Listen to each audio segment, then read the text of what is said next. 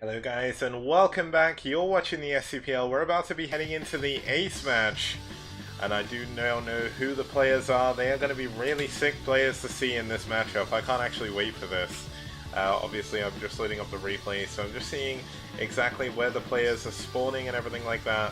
But it should be really cool. I can spoil that it's going to be a ZVP. So you can kind of figure out who it might be. You know what? Guys in chat, gals in chat, everyone in chat, who do you think is going to be the ace players here? I'm going to give you all, I'm going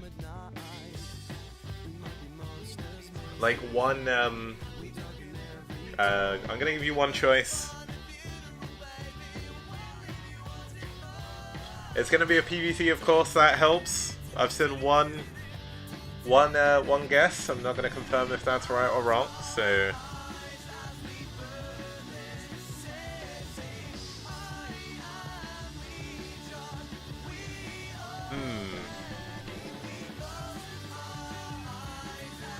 It's a PvZ all-in. Koget's not playing. Okay, well... TT1 is correct. It is Ku versus Bonneth. So without further ado, let's actually have a look at their stats. I don't know how TT1 knew that, but TT1 is some kind of god. But Lottie is fine. She is asleep behind me. If I just move back slightly, you'll see her just there, as always. Being cute as she always is. But, yeah, so NetWars Bonneth, he is one of the best foreign players right now. He did have a little bit of a break to go and play Heroes of Might and Magic 3, I think it was. But he's back again, does stream I believe still, so do check out his stream. And his opponent fighting for red, we just saw him take his second win there. It's gonna be Ku. Now Ku, a very strong CVP player. Obviously we saw a little bit more of a 3-hatch Hydra roll in just now. Bonneth, less likely to be able to die to some kind of all-in, but I mean, Missoula was very well prepared and he still lost a Ku, so insane job by Ku to actually manage to do that. Now they're going to be heading on to Katrina SE, 4-player map, 4 spawns of course, 12, 6, 3 and 9 o'clock. Did originate from around 2008 in the Shinhan Bank Pro League. We've had 5 CVPs so far, this is going to be our 6th. It's been relatively even. And I will sing Pom Pom Kimochi if I get to 50 subs. I like your style, friend. Thank you, Tempest, for the sub. Welcome to the team. Welcome everyone to the team, of course. Obviously, there have been a lot of gift subbing around, so that's really cool. But this should be a really cool match. I cannot wait to get into it. So without further ado, let's head into NetWars Bonneth versus Red's Ku. Right here, right now, on the STPL.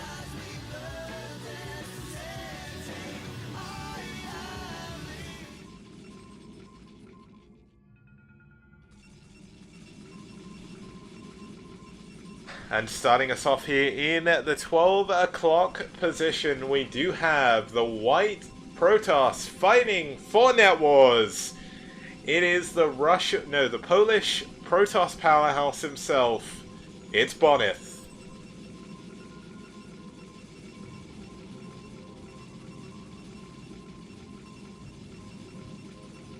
And his opponent spawning here in the right-hand side, 3 o'clock position, we do have the Teal Zerg fighting for red.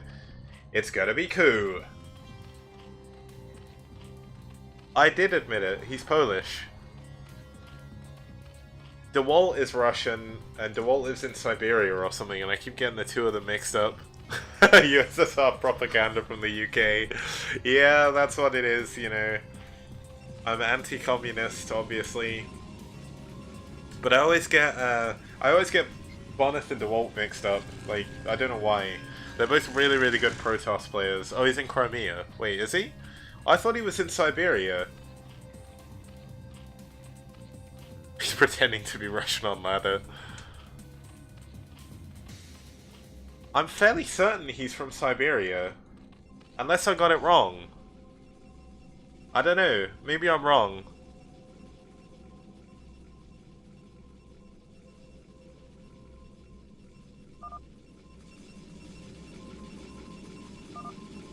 Novosibirsk.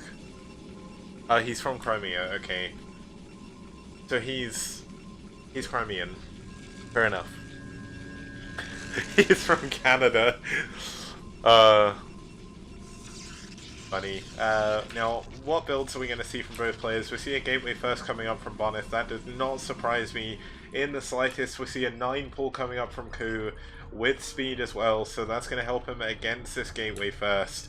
Now, I really hope we don't end with a really anticlimactic final game here for game number 5, but Bonneth is going to scout first. He's going to scout the Lings coming towards his base, the Overlord going in the correct direction to start off with as well. Forge is coming up, but is Bonneth going to be able to defend against these 6 Lings? Bonneth's Ling Zealot Micro is absolutely insane, but Bonneth's going to check for an expansion, but is this a little bit too little too late? He only has a single Zealot, a second Zealot coming in, but the Ling's going to be able to get into the main. Is he going to be able to clean this up? How good is Bonneth's Micro when he's playing against oh my god! That probe sniped off that Ling like it was nothing. And great micro so far by Bonneth is going to mitigate the damage that Ku can do. What an insane job there by Bonneth. Getting that last hit off with that probe is not easy. And he managed to do it. Cannons now coming up in the mineral line. This is going to keep him safe for the time being. Bonneth has at least held for now, but Ku going into a more macro game behind this. He's not going super all in with Lings. He's going to start droning again. Gonna add on his second hatchery.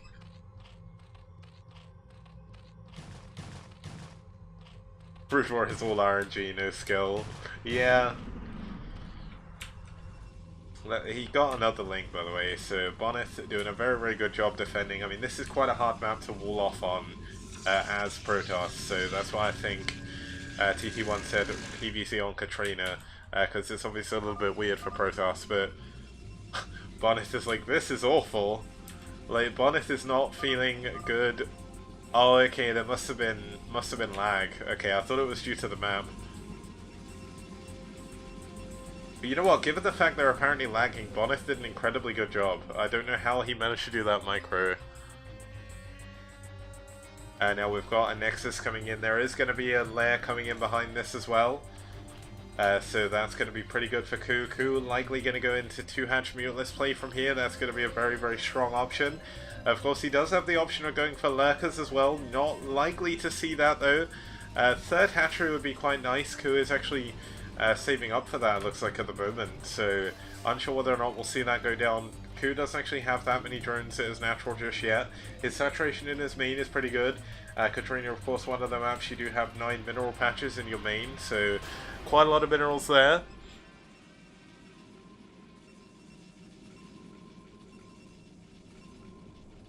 Blur, I would love that, man, but unfortunately, I don't think that's actually enough for me to live off of. That's the harsh reality of what streaming is. Like, I need an insane number of subs and stuff like that. So this is why going into esports is kind of my long-term goal.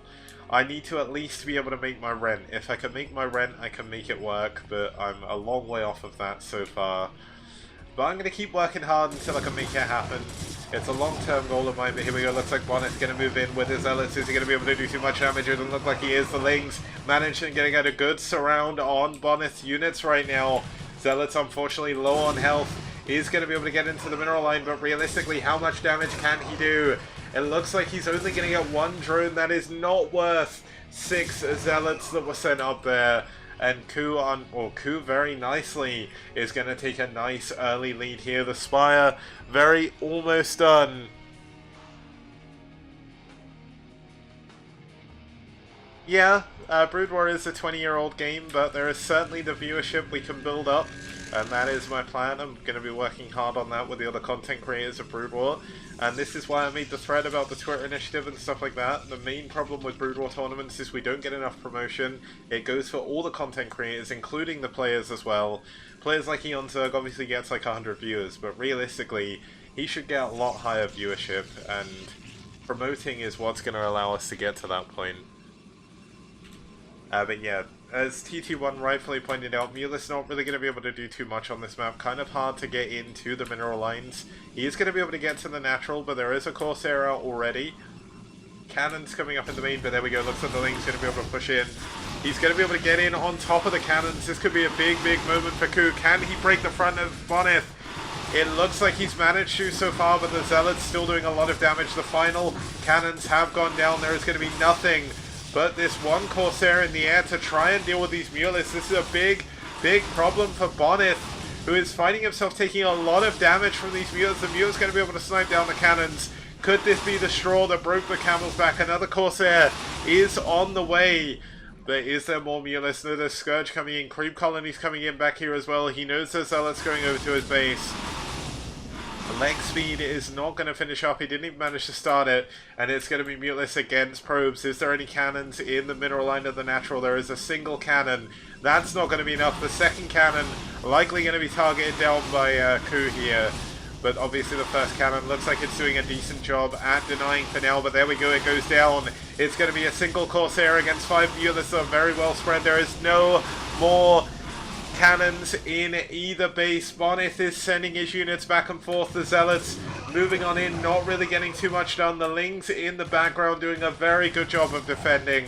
You can see Ku's drone count is still very, very high. And the Mulists still doing a lot of damage. And Dragoon actually going down there. Second Stargate has finished up, but Boneth has taken so much damage already.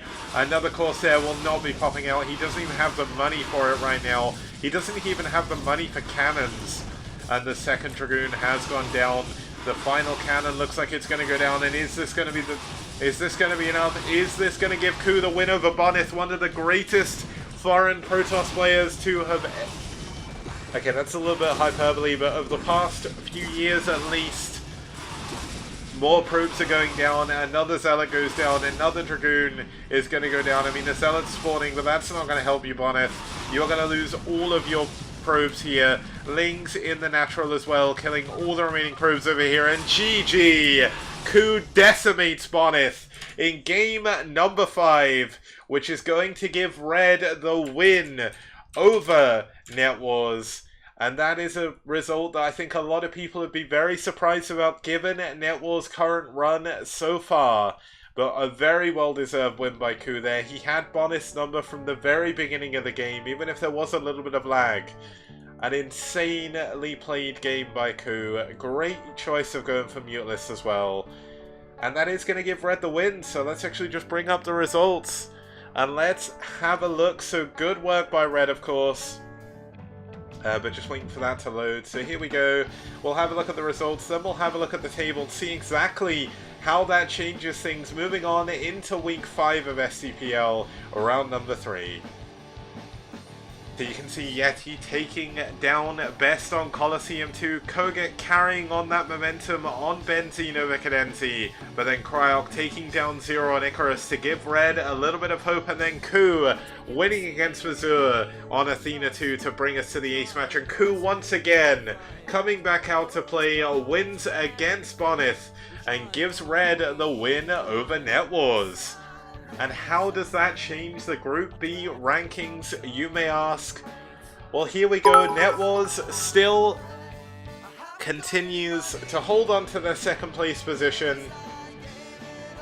And browser page extension for OBS has crashed again. Seriosity did break it.